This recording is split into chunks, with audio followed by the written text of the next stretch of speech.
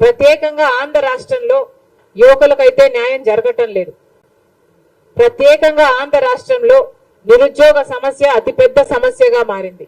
లక్షల మంది బిడ్డలు ఈరోజు ఉద్యోగాలు లేక చిన్న చిన్న ఉద్యోగాలు 8,000 రూపాయలకు 10,000 రూపాయలకు పనిచేసుకుంటున్న పరిస్థితి ఉంది. ఈరోజు ఎందుకు అని అడుగుతున్నాం. ప్రభుత్వాలు సమాధానం చెప్పాల్సిన అవసరం లేదా అని అడుగుతున్నాం. ఈరోజు కాంగ్రెస్ పార్టీ ప్రశ్నిస్తుంది ప్రభుత్వాన్ని, మీరు 2,30,000 ఉద్యోగాలను ప్రభుత్వ ఉద్యోగాలను భర్తీ చేస్తాము అని మాటిచ్చి మీ ఎన్నికల ప్రచారాల్లో మీరు మాటిచ్చి అధికారంలోకి వచ్చారు.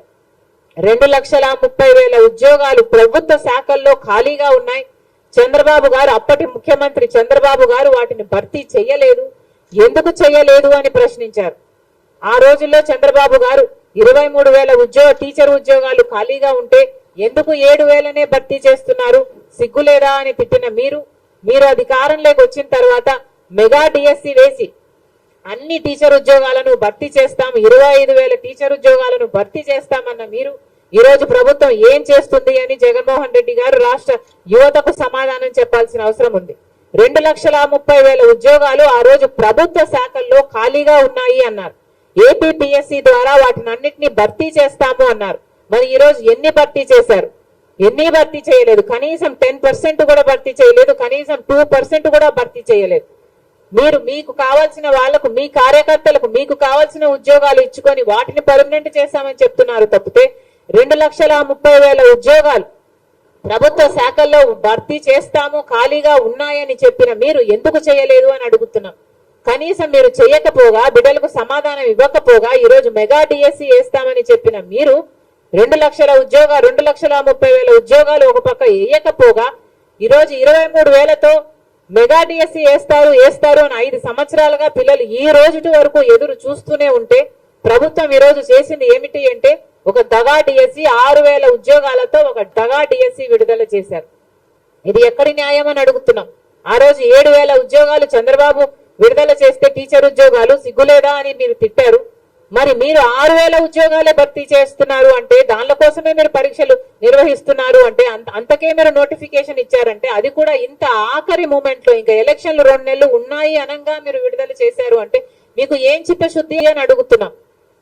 ఇన్ని రోజులు ఏం చేశారు? 5 సంవత్సరాలుగా ఏం చేశారు? మీకు ఆ రోజే తెలుసు 2,30,000 ఉద్యోగాలు ఖాళీగా ఉన్నాయి, భర్తీ చేస్తాము అన్నారు. మీకు ఆ రోజే తెలుసు 23,000 ఉద్యోగాలు టీచర్ ఉద్యోగాలు ఖాళీగా ఉన్నాయి అని తెలుసు. మరి 5 సంవత్సరాలు మీరు ఇవ్వకపోగా లాస్ట్ 2 నెలలు ఇచ్చారంటే మరి ఇన్నేళ్లు ఏం చేశారు? మీరు గుడ్డి గుర్రాలకు పళ్ళు తోమారా?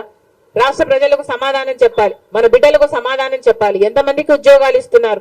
ఈరోజు ఉద్యోగాలు లేక బిడ్డలు ఆత్మహత్యలు చేసుకుంటున్నా పట్టించుకునే వాళ్ళు లేరు. మేము కాంగ్రెస్ పార్టీ దానికి విరుద్ధంగా, మీ చర్యలకు విరుద్ధంగా మేము ధర్నా చేయాలని అనుకుంటే ఏం చేశారు?